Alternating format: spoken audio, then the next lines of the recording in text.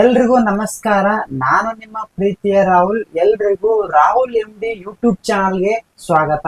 ವಿಜಯ್ ಮಲ್ಯನನ್ನು ಭಾರತದ ಬಹುಮುಖ್ಯ ಉದ್ಯಮಿಗಳಾಗಿ, ರಾಜಕಾರಣಿಗಳಾಗಿ ಮತ್ತು ಕಿಂಗ್ ಆಫ್ ಗುಡ್ ಟೈಮ್ಸ್ ಎಂದು ಕರೆಯುತ್ತಿದ್ದರು. ಅವರು 18 ಡಿಸೆಂಬರ್ 1955ರಂದು ಜನಿಸಿದರು. ವಿಜಯ್ ಮಲ್ಯ ಬಾಲ್ಯದಿಂದನೂ ಚತುರ, ಜಾಣ, ಜವಾಬ್ದಾರಿ ಹೊಂದಿದ ಹುಡುಗನಾಗಿದ್ದ. ಅವರ ಶಿಕ್ಷಣ ಕೋಲ್ಕತ್ತಾದ ಸೆಂಟ್ ಜೇವಿಯರ್ಸ್ ಕಾಲೇಜಿನಲ್ಲಿ ನಡೆಯಿತು.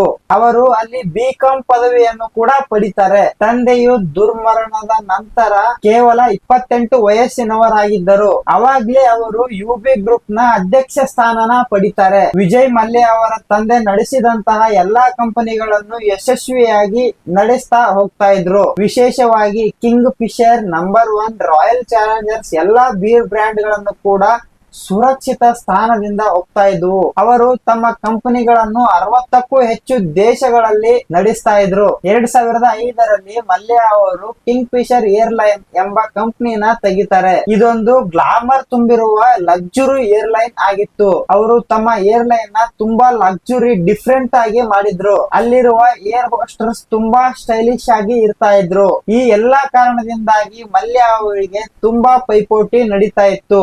ಆದರೆ ದುಬಾರಿ ವೆಚ್ಚ, ಲಾಭರಹಿತ ಮಾರ್ಗ ಸಂಚಾರ ಮತ್ತು ತೀವ್ರ ಆಡಳಿತೀಯ ತಪ್ಪುಗಳಿಂದಾಗಿ ಕಿಂಗ್ ಫಿಶರ್ ಏರ್ಲೈನ್ ತುಂಬಾ ನಷ್ಟದಲ್ಲಿ ಹೋಗ್ತಾ ಇತ್ತು. ಕಿಂಗ್ ಫಿಶರ್ ಏರ್ಲೈನ್ ಕೊನೆಗೂ ನಷ್ಟದ ದಡ ಸೇರಿತು. ಸಾಲದ ಮೊತ್ತ ದಿನದಿಂದ ದಿನಕ್ಕೆ ಏರ್ತಾ ಹೋಗ್ತಾ ಇತ್ತು. ಹಾಗಾಗಿ ವಿಜಯ್ ಮಲ್ಯ ಅವರಿಗೆ ಬ್ಯಾಂಕುಗಳು ತುಂಬಾ ಕಿರುಕುಳನ ಕೊಡ್ತಾ ಇದ್ರು. ಕಿಂಗ್ ಫಿಶರ್ ಏರ್ಲೈನ್ ತೆಗೆದಾದ್ಮೇಲೆ ಮಲ್ಯ ಅವರು 9,000 ಕೋಟಿಗಿಂತ ಹೆಚ್ಚು ಸಾಲನ ಮಾಡ್ತಾರೆ. ಈ ಸಾಲವನ್ನು ಸಾರ್ವಜನಿಕ ಬ್ಯಾಂಕುಗಳಿಂದನೂ ಪಡೆದಿರ್ತಾರೆ. ಮಲ್ಯ ಅವರು ಈ ಸಾಲವನ್ನು ತೀರಿಸದೇ ಇದ್ದ ಕಾರಣದಿಂದಾಗಿ ಭಾರತ ಸರ್ಕಾರ ಮತ್ತು ವಿವಿಧ ತನಿಖಾ ಸಂಸ್ಥೆಗಳು ಅವರನ್ನು ಆರೋಪದ ಪ್ರಕರಣದಲ್ಲಿ ದಾಖಲಿಸ್ತಾರೆ. 2016ರಲ್ಲಿ ಭಾರತದಿಂದ ಲಂಡನ್ಗೆ ಪ್ರಯಾಣ ಮಾಡ್ತಾರೆ. ನಂತರ ಭಾರತವು ಇಂಟರ್ಪೋಲ್ ರೆಡ್ ಕಾರ್ನರ್ ನೋಟಿಸ್ ನ ಕಳಿಸ್ತಾರೆ. ಅವರು ಎಲ್ಲವನ್ನು ತಿರಸ್ಕರಿಸ್ತಾರೆ. ಮಲ್ಯ ಅವರು ಈಗಲೂ ಕೂಡ ಲಂಡನ್ ನಲ್ಲಿನೇ ಇದ್ದಾರೆ. ವಿಜಯ್ ಮಲ್ಯ ಅವರ ಜೀವನವು ನಮಗೆ ಹಲವಾರು ಪಾಠಗಳನ್ನು ಕಲಿಸುತ್ತದೆ. ಅದನ್ನು ನೈತಿಕವಾಗಿ ಮತ್ತು ಜವಾಬ್ದಾರಿಯಿಂದ ನಡೆಸುವುದು ಅತಿ ಮುಖ್ಯ.